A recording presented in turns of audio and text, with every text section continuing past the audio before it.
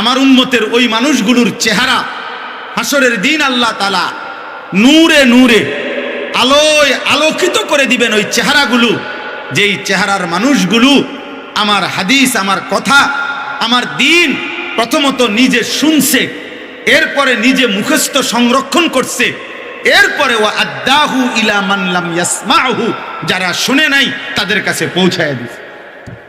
এই তিনটা কাজ যারা করছে, মান সামিআ মিন্নি ফাওয়াহু সুম্মা আদ্দাহু ইলা মান লাম ইয়াসমাহু আও কামা ক্বালা আলাইহিস সালাতু ওয়াসসালাম।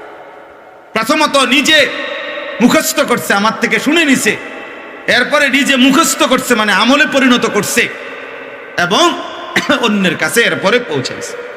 আল্লাহ নবী সাল্লাল্লাহু আলাইহি সাল্লাম বলছেন, আল্লাহ তাআলা কিয়ামতের দিন নাদ্দারাল্লাহু ইমরাআন, আল্লাহ ওই মানুষগুলোর চেহারা আলোকিত করে দিবে, আলোকিত করে দিবে, নূরানি করে দিবে। সুবহানাল্লাহ।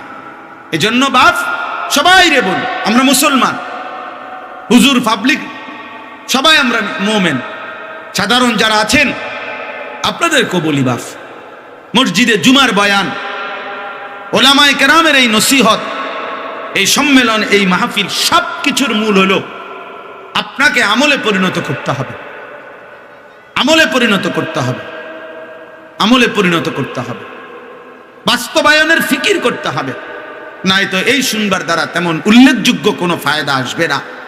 আল্লাহ আমাদেরকে তৌফিক দান করেন। প্রিয় ভাই, আমি আপনাদের কাছে কোরআনুল কারীমের 4টা আয়াত, একদম অল্প কথায় সামান্য একটু কথা আর বলতে চাই। 4টি আয়াত কোরআনুল কারীমের পড়ছি। কোরআনুল কারীমের 26 নম্বর পারা, কোরআনুল কারীমের 50 নম্বর সূরা, সূরা কাফ। এই সূরার 16, 17, 18, 19 এই 4টি আয়াত।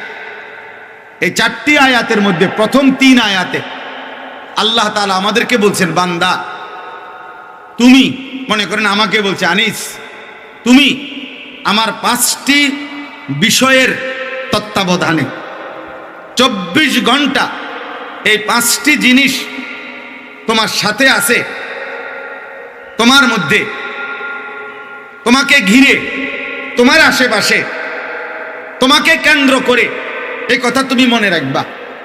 আল্লাহ বলেন, আর এই 5টি জিনিসের তত্ত্বাবধানে, এই 5টা জিনিসকে কেন্দ্র করে তুমি চলতেছো, হাঁটতেছো, খাইতেছো, ঘুমাইতেছো, রাত্র দিন, সকাল দুপুর, একাকী প্রকাশ্য, ঘর সংসার, বাজার ব্যবসা, রাত দিন, আয় উপার্জন, সবকিছুর মধ্যে এই 5টি জিনিস কার্যকর।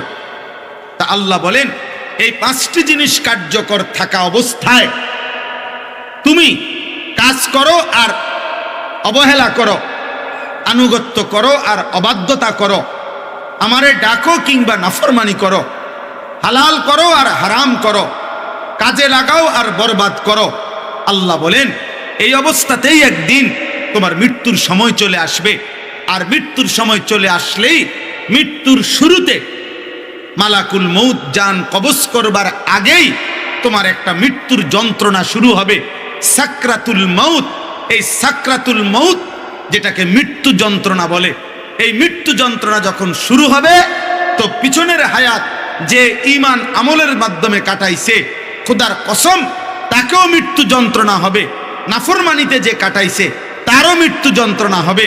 কিন্তু তাফসীরের মধ্যে লিখছে, মুমিন, মুত্তাকি, আল্লাহর আনুগত্যে কাটানো ব্যক্তি মৃত্যুর যন্ত্রণা শুরু হবার প্রথম সেকেন্ডেই খুশিতে আনন্দিত হবে যে আমার বন্ধুর মোলাকাতের টাইম হয়ে গেছে, আমার মালিকের সাক্ষাতের সময় হয়ে গেছে। গত 40 বছর আমি যারে সেজদা দিছি, গত 40 বছর আমি ফজরের নামাজে কষ্ট করে, ঠান্ডাকে, শীতকে, ঘুমের ক্লান্তিকে উপেক্ষা করে আমি মসজিদে সেজদা দিছি। গত 40 বছর, 60 বছর, সকাল সন্ধ্যা বিকেল আমি যে মালিককে ডাকছি, যার জবানে আমার জবানে যার নাম নিছি, যার একটা একটা হুকুম মানতে গিয়ে কত কিছু দুনিয়াতে ছেড়ে দিছি। রাস্তার কত সুন্দরী নারী ছিল, আমি আমার আল্লাহর কথা মানতে গিয়ে দেখি নাই। মোবাইলের কত নারী দেখার সুযোগ ছিল, আমি আমার মনিবের কথা মানতে গিয়ে দেখি নাই। বারবার কলিজাটার মধ্যে ছুরি লাগাইছি, বারবার মনের চাহিদার বিরুদ্ধে গেছি। কতভাবে উপার্জন করা যাইতো। আমার আশেপাশের কত মানুষ সুদে, কিস্তিতে, লোনে 2 নম্বরই 6 নম্বরই কইরা কত টাকা কামাই কইরা দুনিয়া কত উল্লাসের মধ্যে কাটাইছে। আমি আল্লাহরে মানতে গিয়ে, হালাল পথে চলতে গিয়ে 10,000 টাকা, 12,000 টাকা, 8,000 টাকার গোলামি করে মালিকের সামান্য একটু উপার্জনের মাধ্যমে হালাল পন্থায় জিন্দিগি কাটাইছে। রাত গভীরে তাহাজ্জুদের সেজদায় চোখের পানি ফেলছে। এইভাবে দিবা নিশি যে আল্লাহর গোলামি, আল্লাহর বন্দিগি ঈমানের উপরে ছিল। তাফসীরের মধ্যে আছে, তিনি যদি নবীও হয়, তিনি যদি রাসূলও হয়, তিনি যদি পৃথিবীর সর্বশ্রেষ্ঠ নেককার হয়, সাকরাতুল মাউত, মৃত্যু যন্ত্রণা তারও হবে। আর যদি সে সর্বনিকৃষ্ট কাফেরও হয়, ফেরাউনও হয়, নমরুদও হয়, সাদ্দাদ এবং কারুনও হয়, তারও মৃত্যু যন্ত্রণা হবে। কিন্তু ঈমানদার, মুমিন, মুত্তাকির মৃত্যু যন্ত্রণা আনন্দের। সে তার বন্ধুর মুলাকাত, মালিকের সাক্ষাৎ। আর নাফরমানের বিষয়টা, প্রিয় ভাই, প্রিয় বাবা, আমার একটা অনুরোধ, এটা এই কথাটা খেয়াল করেন। তাফসীরের মধ্যে লিখছে, বন্ধু আমি সময় কমের কারণে একসাথে বলে ফেলতেছি। কোন নাফরমান ধরে নেন 900 বছর একটানা 900 বছর মনে করেন এই দুনিয়ায় হায়াত পাইছে। কয়শো বছর? এই 900 বছর সে আল্লাহর নাফরমানি করছে। ধরে নেন 900 বছরে সে আল্লাহর নাফরমানি, চুরি, ডাকাতি, জিনা, ব্যভিচার, মদ, জুয়া, নারী, ছবি, নাটক, সিনেমা, অশ্লীলতা, বেহায়াপনা, বেপরদিগি, এরপরে হারাম, সুদ, ঘুষ, কিস্তি, ওজনে কম দেওয়া, মিথ্যা, যত রকমের বাটফারি সিটারি আছে, গুনাহ, নাফরমানি আছে, সব করছে 900 বছর। কিন্তু 900 বছরে কোনো দিন 1 সেকেন্ডের জন্য এই নাফরমান কষ্ট পায় নাই, কাঁদে নাই, দুঃখ পায় নাই। একটা কাঁটার সুই, কাঁটার আঘাতও তার নখের মধ্যে লাগে নাই। মনে করেন 900 বছরে কোনোদিন সে দুঃখ দেখে নাই, কিন্তু আল্লাহর নাফরমানি করছে, হায়াতও পাইছে 900 বছরের লম্বা সময়। খোদার কসম, তাফসীরের মধ্যে লিখছে, এই 900 বছর পরে জীবনে 1 সেকেন্ড যে দুঃখ পায় নাই, এমন নাফরমানেরও যখন মৃত্যু যন্ত্রণা শুরু হবে, তো 1 সেকেন্ডের মৃত্যু যন্ত্রণা প্রথম সেকেন্ডেই আল্লাহর কসম তার 900 বছরের সুখ আর আনন্দ সে ভুলে যাবে।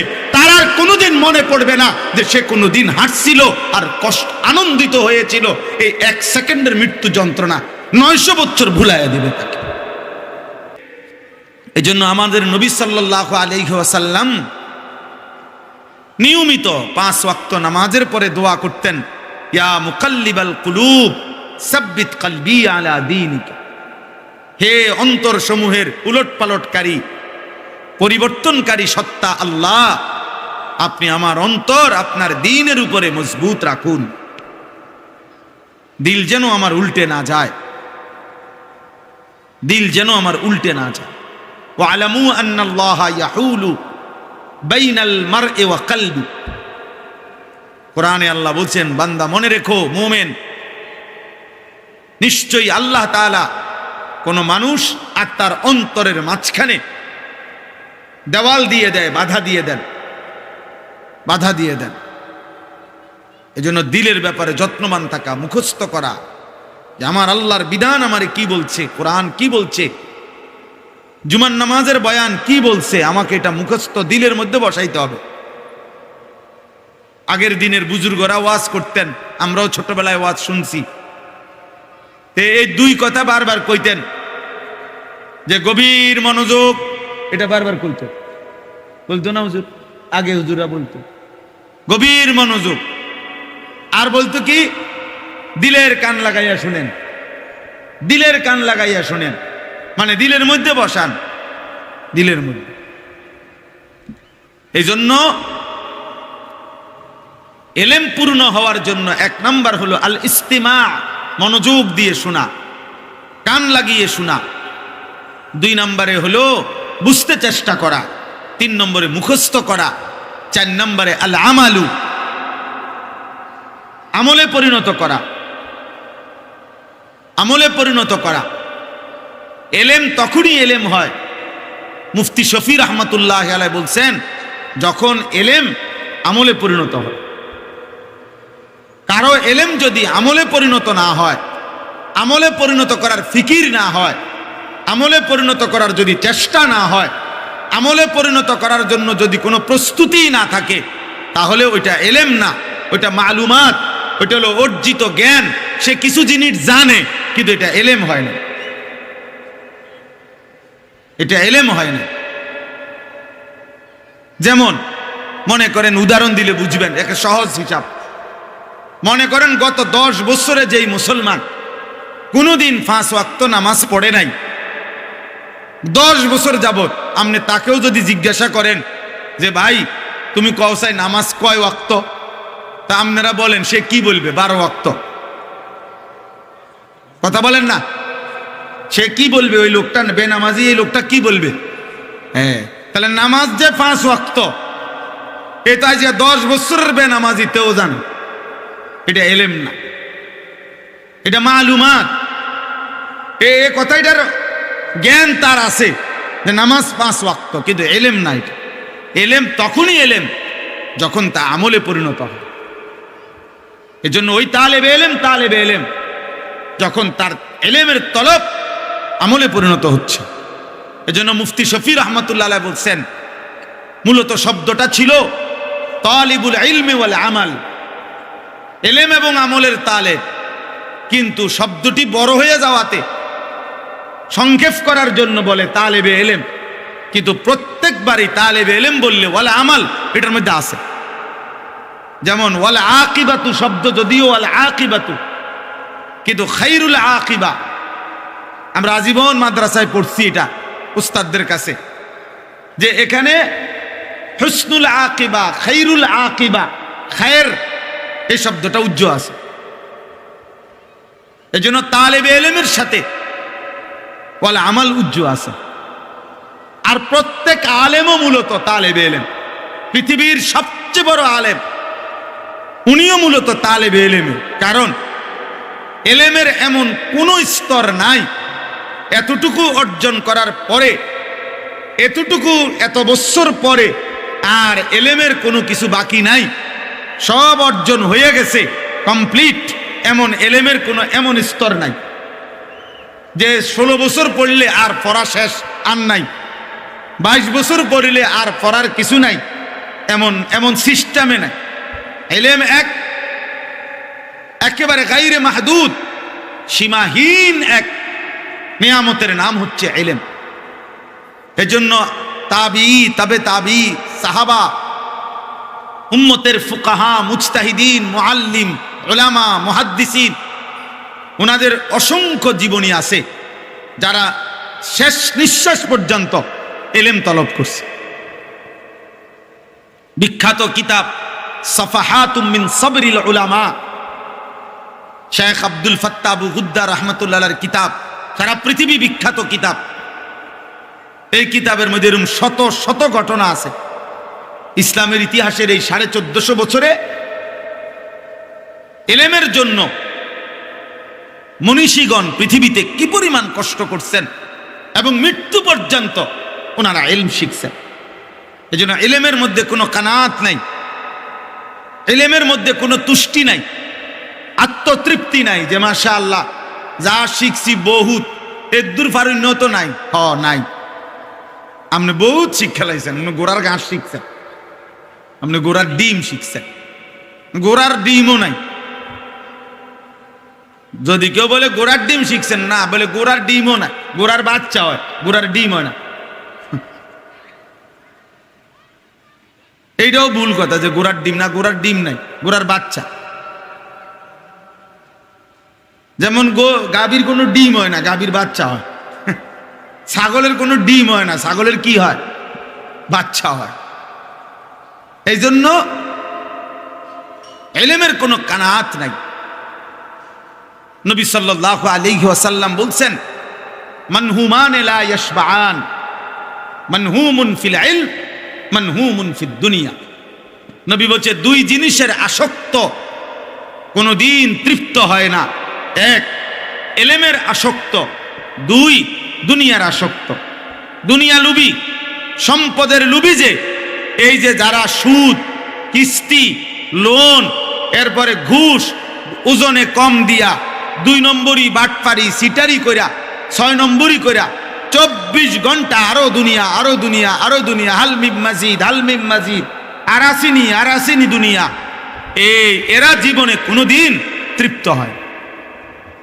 আরেকটা হলো সত্যিকার এলেম যে অর্জন করে সে কখনো তৃপ্ত হয় না, বরং সে শেষ ইমাম আবু ইউসুফ রাহমাতুল্লাহর জীবনীতে আছে, আমাদের হানাফি মাযহাবের বিখ্যাত ইমামে আজমের শাগরিদ রশিদ, উনি মৃত্যুর পূর্বে শেষ উনি জিজ্ঞাসা করতেছিলেন, ওই জামানার বিখ্যাত আলেমে দ্বীন উনাকে জিজ্ঞেস করছে, উনাকে দেখতে আসছে। আর শেষ উনি বলছে, হজ্জের সময়ে যে ফাতর মারে শয়তান রে, এইটা কোনো বাহন মানে গাদা, ঘোড়া, খচ্চর, এইটার উপরে বৈশা পাথর মারা উত্তম নাকি পায়ে হাইটা পাথর মারা উত্তম? তখন ওই বুজুর্গ বলতেছেন, হযরত আপনার এখন মুমূর্ষ অবস্থা, শেষ অবস্থা, আপনার জান যায়, রুহু যায়, অহন পাথর কেমনে মারলে উত্তম, এটা বুঝি আপনার এখন দরকার, এটা না হলে চলে না। উনি বলছে, হায় তুমি কি বললা, এলেমের একটি অজানা বিষয় না জেনে কবরে যাওয়া চাইতে ওই বিষয়টি জেনে কবরে যাওয়া আমার কাছে অনেক বেশি উত্তম, অনেক বেশি প্রিয়, অনেক বেশি।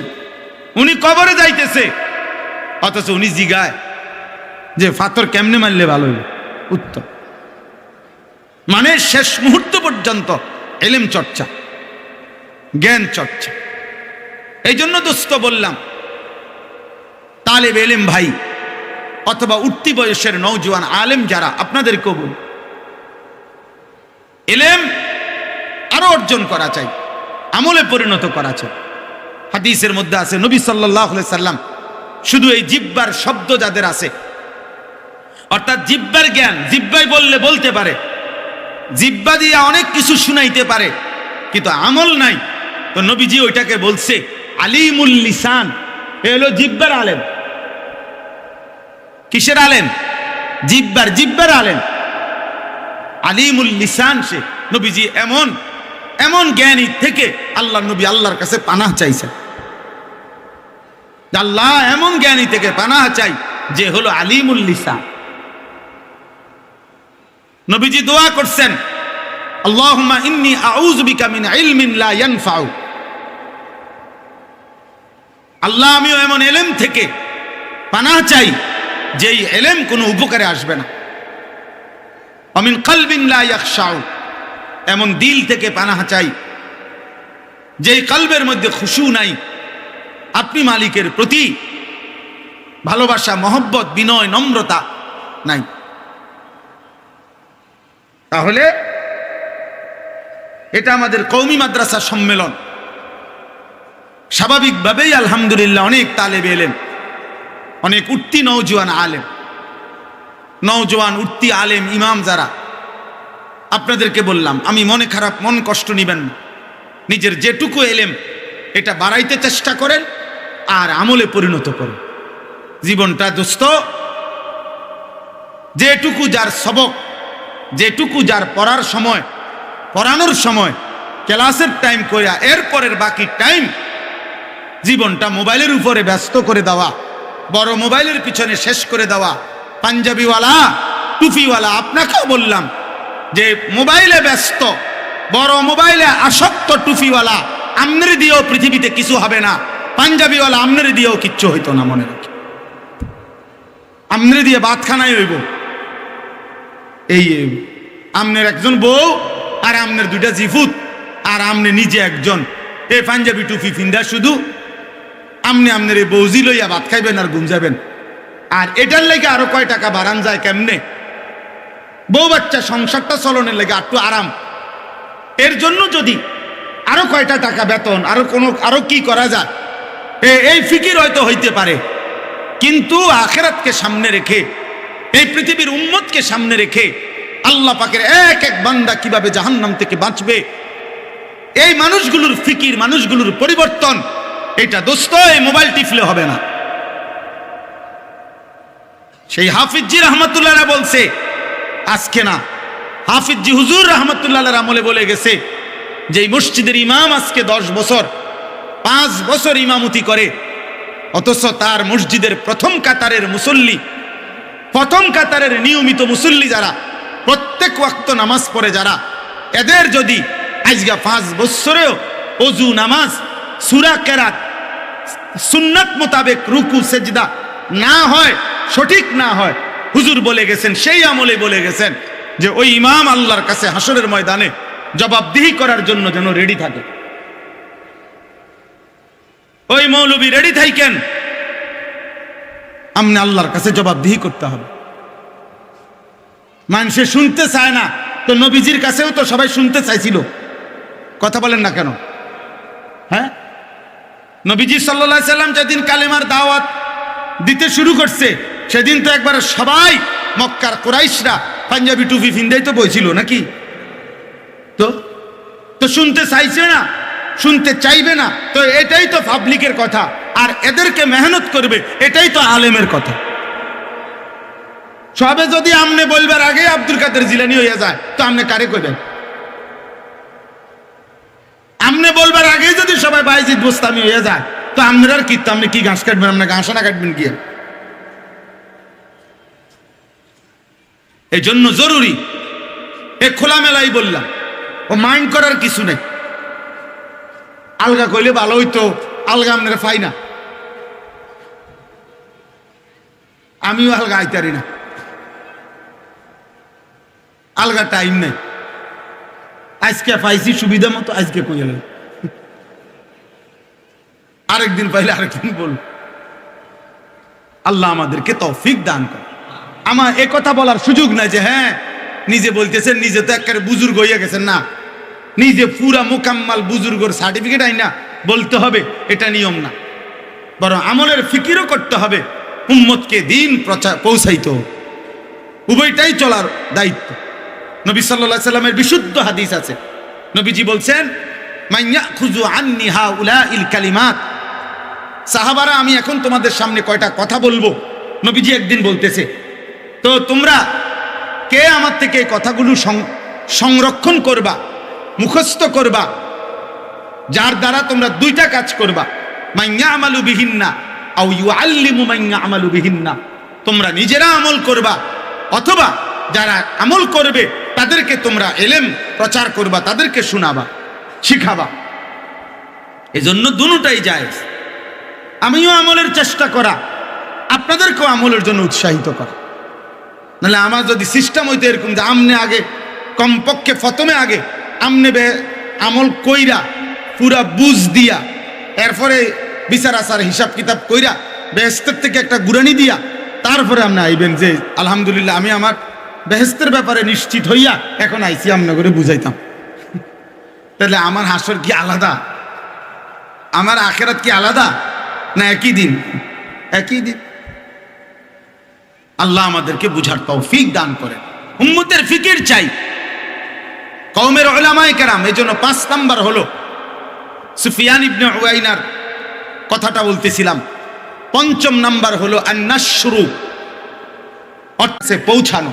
আন-নাশরু মানে হলো পৌঁছানো, পৌঁছানো। তাইলে এলেম পূর্ণ হয় 5টি জিনিস করলে। 1 আল ইস্তিমা, মনোযোগ দিয়ে শোনা। 2 আল ফাহমু, বুঝতে চেষ্টা করা। 3 আল হিফজু, মুখস্থ করা। 4 আল আমালু, আমলে পরিণত করা।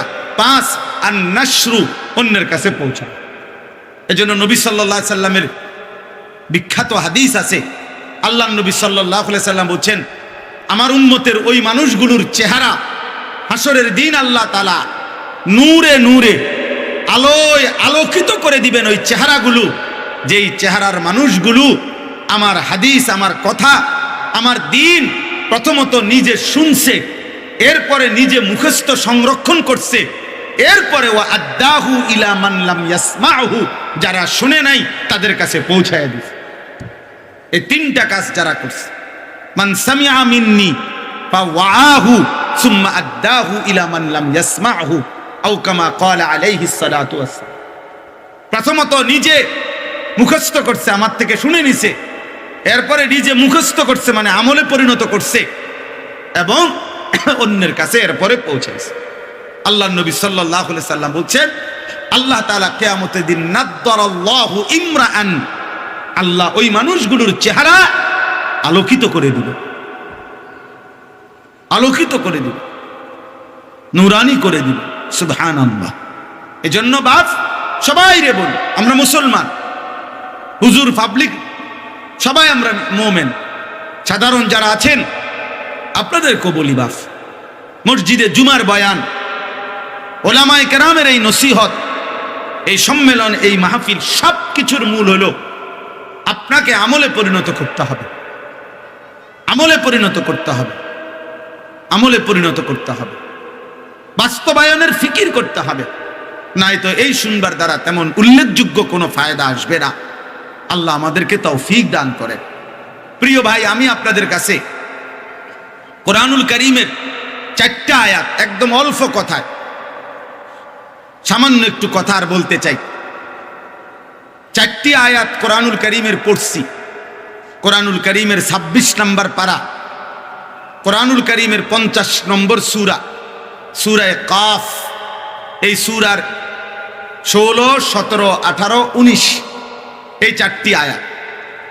এই 4টি আয়াতের মধ্যে প্রথম 3 আয়াতে আল্লাহ তাআলা আমাদেরকে বলছেন, বান্দা তুমি, মনে করেন আমাকে বলছে, আনিস তুমি আমার 5টি বিষয়ের তত্ত্বাবধানে 24 ঘন্টা এই 5টি জিনিস তোমার সাথে আছে, তোমার মধ্যে, তোমাকে ঘিরে, তোমার আশেপাশে, তোমাকে কেন্দ্র করে, এই কথা তুমি মনে রাখবা। আল্লাহ বলেন, আর এই 5টি জিনিসের তত্ত্বাবধানে, এই 5টা জিনিসকে কেন্দ্র করে তুমি চলতেছ, হাঁটতেছ, খাইতেছ, ঘুমাইতেছ, রাত্র দিন, সকাল দুপুর, একাকী প্রকাশ্য, ঘর সংসার, বাজার ব্যবসা, রাত দিন, আয় উপার্জন, সব কিছুর মধ্যে এই 5টি জিনিস কার্যকর।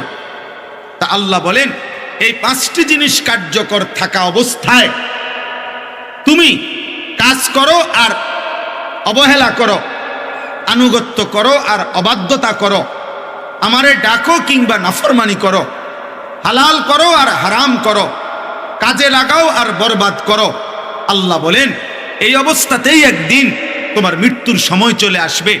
আর মৃত্যুর সময় চলে আসলেই, মৃত্যুর শুরুতে মালাকুল মউত জান কবজ করবার আগেই তোমার একটা মৃত্যুর যন্ত্রণা শুরু হবে, সাকরাতুল মউত।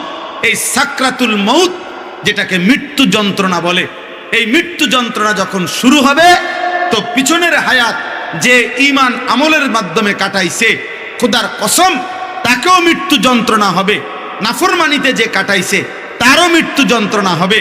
কিন্তু তাফসীরের মধ্যে লিখছে, মুমিন, মুত্তাকি, আল্লাহর আনুগত্যে কাটানো ব্যক্তি মৃত্যুর যন্ত্রণা শুরু হবার প্রথম সেকেন্ডেই খুশিতে আনন্দিত হবে যে আমার বন্ধুর মোলাকাতের টাইম হয়ে গেছে, আমার মালিকের সাক্ষাতের সময় হয়ে গেছে। গত 40 বছর আমি যারে সেজদা দিছি, গত 40 বছর আমি ফজরের নামাজে কষ্ট করে, ঠান্ডাকে, শীতকে, ঘুমের ক্লান্তিকে উপেক্ষা করে আমি মসজিদে সেজদা দিছি। গত 40 বছর, 60 বছর, সকাল সন্ধ্যা বিকেল আমি যে মালিককে ডাকছি, যার জবানে আমার জবানে যার নাম নিছি, যার একটা একটা হুকুম মানতে গিয়ে কত কিছু দুনিয়াতে ছেড়ে দিছি। রাস্তার কত সুন্দরী নারী ছিল, আমি আমার আল্লাহর কথা মানতে গিয়ে দেখি নাই। মোবাইলের কত নারী দেখার সুযোগ ছিল, আমি আমার মনিবের কথা মানতে গিয়ে দেখি নাই। বারবার কলিজাটার মধ্যে ছুরি লাগাইছি, বারবার মনের চাহিদার বিরুদ্ধে গেছি। কতভাবে উপার্জন করা যাইতো, আমার আশেপাশের কত মানুষ সুদে, কিস্তিতে, লোনে 2 নম্বরি 6 নম্বরি কইরা কত টাকা কামাই কইরা দুনিয়া কত উল্লাসের মধ্যে কাটাইছে। আমি আল্লাহরে মানতে গিয়ে, হালাল পথে চলতে গিয়ে 10,000 টাকা, 12,000 টাকা, 8,000 টাকার গোলামি করে মালিকের সামান্য একটু উপার্জনের মাধ্যমে হালাল পন্থায় জিন্দিগি কাটাইছে, রাত গভীরে তাহাজ্জুদের সেজদায় চোখের পানি ফেলছে। এইভাবে দিবা নিশি যে আল্লাহর গোলামি, আল্লাহর বন্দিগি ঈমানের উপরে ছিল। তাফসীরের মধ্যে আছে, তিনি যদি নবীও হয়, তিনি যদি রাসূলও হয়, তিনি যদি পৃথিবীর সর্বশ্রেষ্ঠ নেককারও হয়, সাকরাতুল মাউত মৃত্যু যন্ত্রণা তারও হবে। আর যদি সে সর্বনিকৃষ্ট কাফেরও হয়, ফেরাউনও হয়, নমরুদও হয়, সাদ্দাদ এবং কারুনও হয়, তারও মৃত্যু যন্ত্রণা হবে। কিন্তু ঈমানদার মুমিন মুত্তাকির মৃত্যু যন্ত্রণা আনন্দের, সে তার বন্ধুর মুলাকাত, মালিকের সাক্ষাৎ। আর নাফরমানের বিষয়টা, প্রিয় ভাই প্রিয় বাবা, আমার একটা অনুরোধ, এটা এই কথাটা খেয়াল করেন। তাফসীরের মধ্যে লিখছে, বন্ধু আমি সময় কমের কারণে একসাথে বলে ফেলতেছি, কোন নাফরমান ধরে নেন 900 বছর একটানা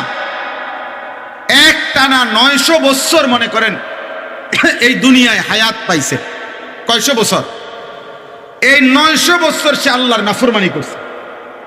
ধরে নেন 900 বছরে সে আল্লাহর নাফরমানি, চুরি, ডাকাতি, জিনা, ব্যভিচার, মদ, জুয়া, নারী, ছবি, নাটক, সিনেমা, অশ্লীলতা, বেহায়াপনা, বেপরদিগি, এরপরে হারাম, সুদ, ঘুষ, কিস্তি, ওজনে কম দেওয়া, মিথ্যা, যত রকমের বাটফারি সিটারি আছে, গুনাহ নাফরমানি আছে, সব করছে 900 বছর। কিন্তু 900 বছরে কোনদিন 1 সেকেন্ডের জন্য এই নাফরমান কষ্ট পায় নাই, কাঁদে নাই, দুঃখ পায় নাই। একটা কাঁটার সুই, কাঁটার আঘাতও তার নখের মধ্যে লাগে নাই। মনে করেন 900 বছরে কোনোদিন সে দুঃখ দেখে নাই, কিন্তু আল্লাহর নাফরমানি করছে, হায়াতও পাইছে 900 বছরের লম্বা সময়।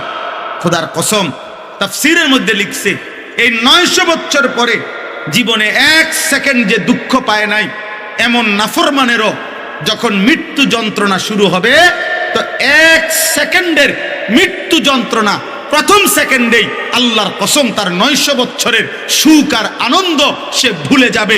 তার আর কোনোদিন মনে পড়বে না যে সে কোনোদিন হাসছিল আর আনন্দিত হয়েছিল। এই 1 সেকেন্ডের মৃত্যু যন্ত্রণা 900 বছর ভুলাইয়া দিবে তাকে। ওয়াজাআত সাকরাতুল মাউতি বিল হক যালিকা মা কুনতা মিনহু তাহিদ। আল্লাহ বলে, সত্য সত্যই বান্দা, বিল হক, সত্য সত্যই বান্দা মৃত্যুর যন্ত্রণা চলে আসবে। কাজে লাগাইলেও আসবে, বরবাদ করলেও আসবে, সেজদা দিলেও আসবে, নাফরমানি করলেও আসবে, ঈমান রাখলেও আসবে, কুফরি করলেও আসবে, হালাল পথে চললেও মৃত্যুর যন্ত্রণা আসবে, হারাম পথে চললেও মৃত্যুর যন্ত্রণা আসবে। কেউ মাফ নাই। আল্লাহ নবী সাল্লাল্লাহু আলাইহি ওয়াসাল্লাম, তারও মৃত্যুর যন্ত্রণা হয়েছিল, নবীজির পর্যন্ত হয়েছে। আম্মাজান আয়েশা বলছেন, বিশুদ্ধ হাদিস, একেবারে বিশুদ্ধ হাদিস, আম্মাজান আয়েশা রাদিয়াল্লাহু তাআলা আনহা বলছেন, ইন্তেকালের পূর্ব মুহূর্তে নবী সাল্লাল্লাহু আলাইহি সাল্লামের কপাল, চেহারা বারবার ঘামে ভিজে যাচ্ছিল। আর আমি উনারে এক বাটি পানি আইনা দিছি। নবীজি ওই বাটি পানির মধ্যে নিজের হাত মুবারক বারবার ভিজাইতেছিলেন আর কপাল মুছতেছিলেন, আর আল্লাহর কাছে বলতেছিলেন, আল্লাহুম্মা আইন্নি আলা সাকারাতিল মাউত, এই মাওলা, আপনার বন্ধুর এই মৃত্যু যন্ত্রণার সময় আপনি আমারে সাহায্য করেন। আল্লাহুম্মা হাవ్বিন আলাইয়া সাকারাতিল মাউত, আল্লাহ আমার মৃত্যু যন্ত্রণা সহজ করে দেন। এরপরে নবী বলছেন, লা ইলাহা ইল্লাল্লাহ, এই মাওলা, আপনি ছাড়া আর কোনো ইলাহ নাই। ইন্নালিল মাউতে সাকারাত, আহা মাওলা, মৃত্যুর বড় যন্ত্রণা, মৃত্যুর বড় যন্ত্রণা। আমার মনে হয়েছে আর কি, আমার দিল বলে, নবী যেন এটা বলে বলতেছিল, যে আহ মাওলা, আমি আপনার বন্ধু, আমি মাহবুব, আমি মাসুম, আমি নিষ্পাপ, আমি গুনাহমুক্ত, এত মর্যাদা, আপনার এত ভালোবাসার জন আমি। আমার কাছে যদি মৃত্যু যন্ত্রণা এমন মনে হয়, আমার উম্মতের গুনাহগার বান্দার কি হবে?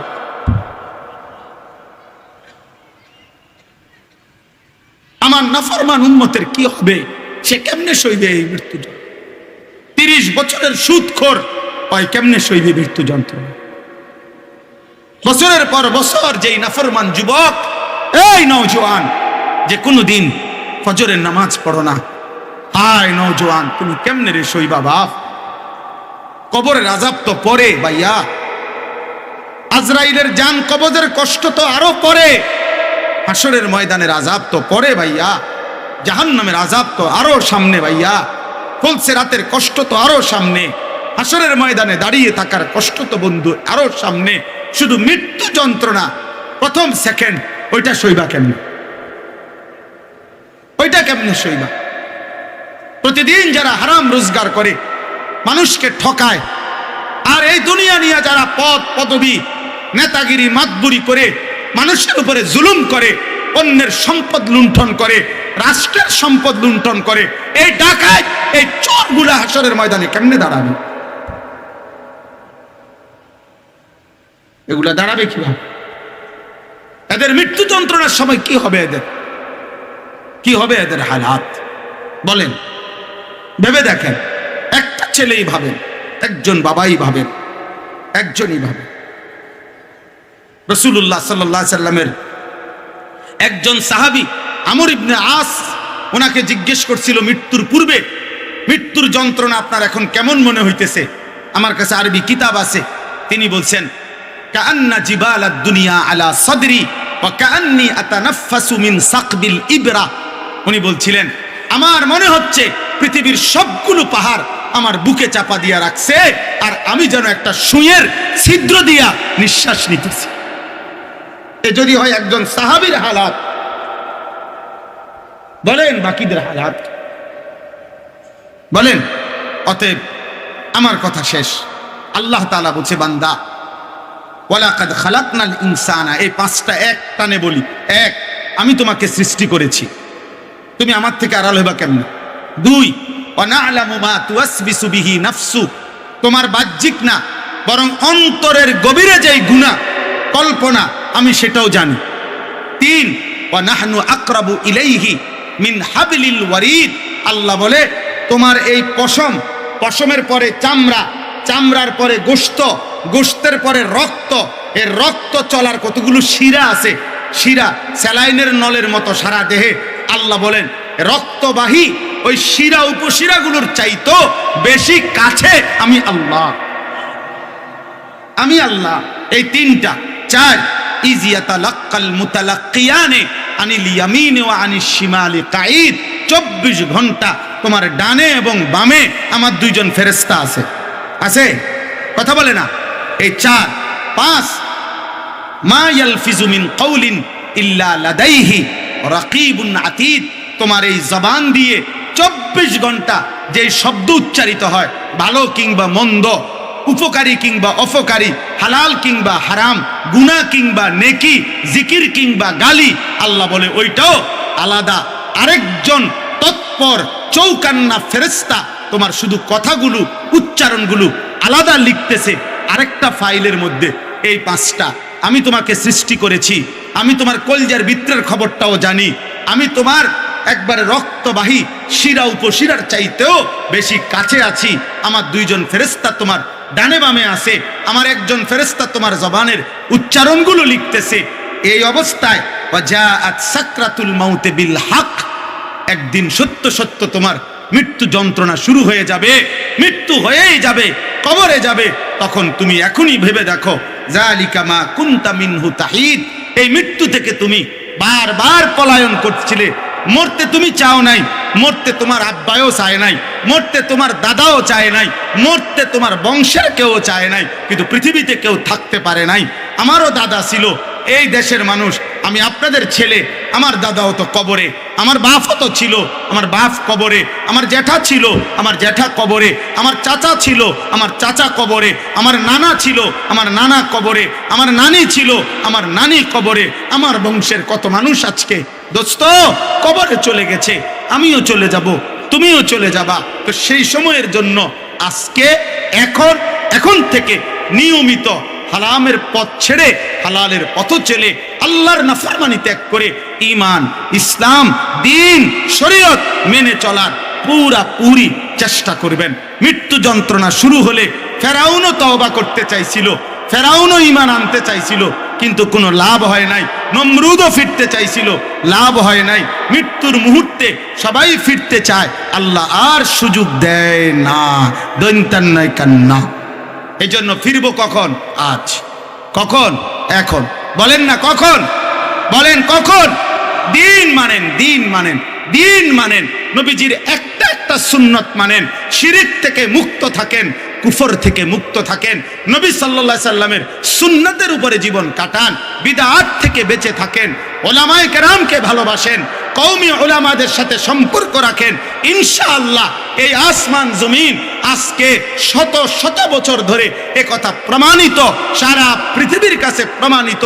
উলামায়ে দেওবন্দ, কওমি মাদ্রাসার উলামায়ে কেরাম দেশ, জাতি, পৃথিবী, উম্মত, ইসলাম, মুসলমানদেরকে কখনোই গুমরাহ পথে, আল্লাহর নাফরমানির পথে চালায় নাই, বরং সত্যিকার ঈমান, তাওহীদে খালেস, ইত্তেবায়ে সুন্নাত, তাআল্লুক মা আল্লাহ, এলায়ে কালিমাতুল্লাহ, এই চার মেহনত, আল্লাহ পাকের বিশুদ্ধ একত্ববাদ, রাসূলুল্লাহর পূর্ণাঙ্গ সুন্নতের অনুসরণ, আল্লাহর সাথে গভীর সম্পর্ক এবং আল্লাহর জন্য জান বিলিয়ে দেওয়ার জন্য জিহাদ ফি সাবিলিল্লাহ, এই চার মেহনত আমাদের প্রথম ব্যক্তিও করেছে, এখনো করছে, কিয়ামত পর্যন্ত উলামায়ে দেওবন্দ, কওমি উলামায়ে কেরাম করবেই ইনশাআল্লাহ।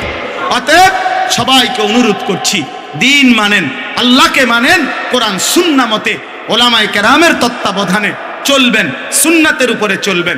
আল্লাহ তৌফিক দান করেন। আমরা সুন্নাতের উপরে বুঝানোর জন্য, গুরুত্বের জন্য আমি একটা কিতাব আমার ওই সাদা গাড়িতে বিক্রি করি। আমাদের নবী সাল্লাল্লাহু আলাইহি সাল্লামের সমস্ত সুন্নাত 650 পৃষ্ঠা ব্যাপী, বাংলা ভাষায় এর চাইতে বড় পূর্ণাঙ্গ নবীজির সুন্নাতের উপরে বিশুদ্ধ প্রামাণ্য দলিল সহ আর কিতাব নাই। আরো আছে, কিন্তু এত বড় পূর্ণাঙ্গ নাই। আমাদের ঢাকা গাজীপুরের বাংলাদেশের একজন বড় বুজুর্গ অধ্যক্ষ মিজানুর রহমান চৌধুরী, গাজীপুরের কাপাসিয়ার হজরত মহিউসুন্নাহ হজরত মাওলানা শাহ আবরারুল হক থানবী রহমতুল্লাহর খলিফা, উনার বাংলাদেশের খলিফা অন্যতম একজন, উনার লিখিত একটা একটা সুন্নাত নবীজির জীবনের ছোট বড় সব পাবেন।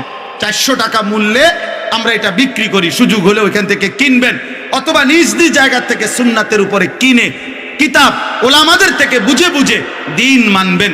আল্লাহ আপনাদেরকে তৌফিক দেন। নাঙ্গলকোট উপজেলা কওমি মাদ্রাসা সংগঠন আজকের এই সম্মেলন আল্লাহ তাআলা কবুল করে নেন, আমিন। সুবহানাল্লাহি ওয়া বিহামদিহি, সুবহানাকাল্লাহুম্মা ওয়া বিহামদিকা, আশহাদু আল্লা। আলহামদুলিল্লাহ। আমাদের সম্মানিত শাইখ মাওলানা আনিসুর রহমান আশরাফী সাহেব